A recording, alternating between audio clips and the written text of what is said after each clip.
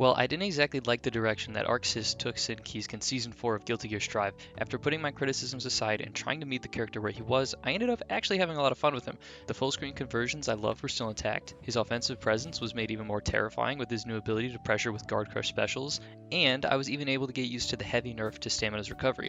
But here we are. Another season passes, and Sin got changed again. So, what happened? We'll start with the one buff Sin did receive, a hitbox extension to his jumping slash. Sin had a particularly hard time approaching from the air since his JS was a little unreliable and fairly susceptible to getting 6P'd.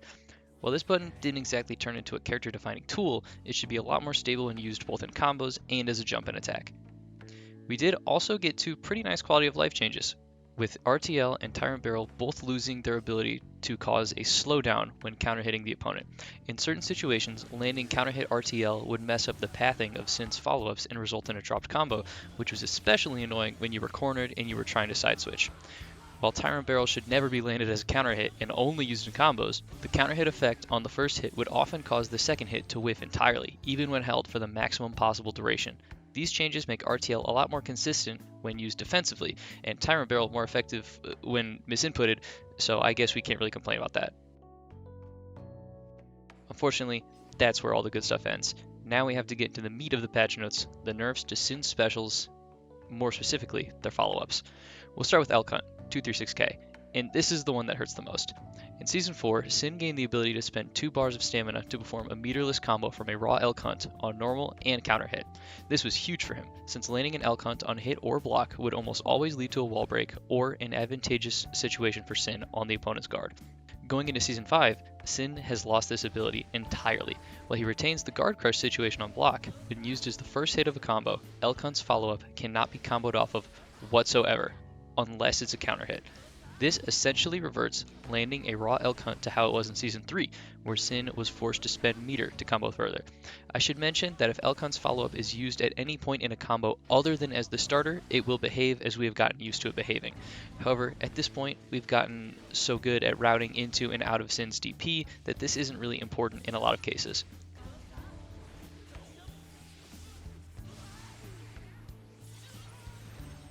Of course, if you play Sin, you know that's not where it ends. Next up is Hoof Stomp, 214S, which received a very similar change. Sin can no longer spend 2 bars of stamina mid-screen to combo out of a raw Hoof Stomp, instead being forced to spend tension.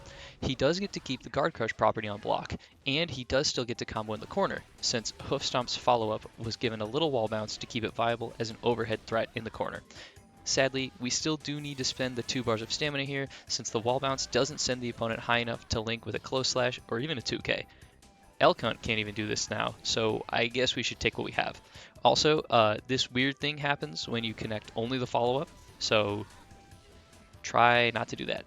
For his final nerf special, we have Beak Driver, 236H. Its follow-up found itself with a reduced tumble duration. In simple terms, this means we can no longer chase a confirmed Beak follow-up with a close slash pickup, but luckily we can still use our 2k. This has a lot of implications for our mid-screen conversions off of far slash and 2s, with the most notable being that our round start combo now requires 3 bars of stamina instead of 2 to wall break, as we are unable to link two 2ks together when we reach the corner. This is more due to a slight change to 2k that I'll elaborate on in a bit, but it is important to remember nonetheless. Like with the other specials, we get to keep the guard crush, but we lost a lot of versatility. Just as a few final notes, Red Wild Assault is no longer able to be cancelled on block. This doesn't impact Sin too harshly since we wanted to save our Wild Assault for our conversions anyways, especially now that we can't use our specials the same way we used to be able to, but it is something we need to keep in mind. 2K received a minor nerf, getting an extra frame of recovery both on whiff and on block. It'll be slightly less effective in neutral and pressure, but outside of very specific combos in the corner, I don't personally see this change having too big of an impact. Also, while Hawkbaker, Sin's DP, did receive some small changes to his hitbox and its active frames, these are just quality of life changes to help us with combo consistency. So, as Sin players, what do?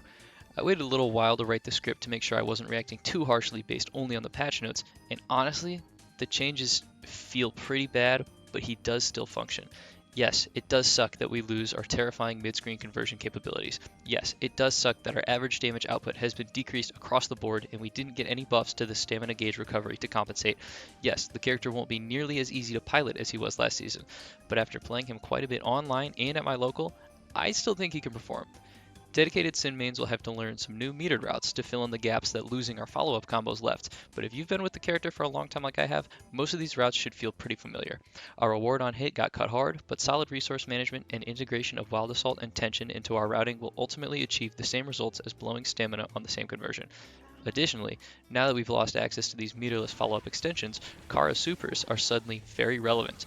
Learning to confirm your Elk Hunts and Hoof Stomps into a Kara RTL mid-screen or a Kara Tyrant Barrel in the corner looks like a central skill of Sin play this season, so I suggest we all get to practicing.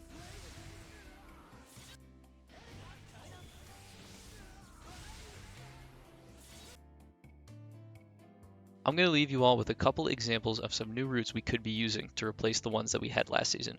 While they may require a little more awareness than their Season 4 equivalents, I promise that if you can get used to the new routes, Sin's combos won't feel too bad.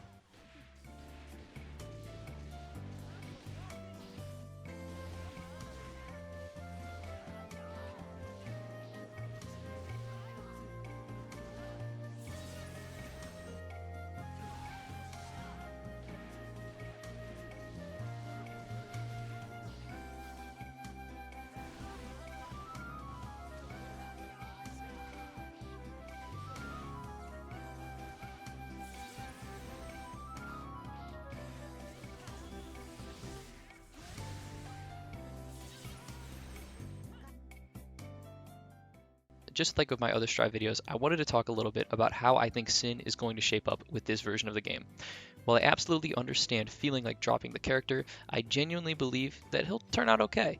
We still have our conversions, we still have our pressure, our huge buttons, and all of the style that Sin players have grown to love.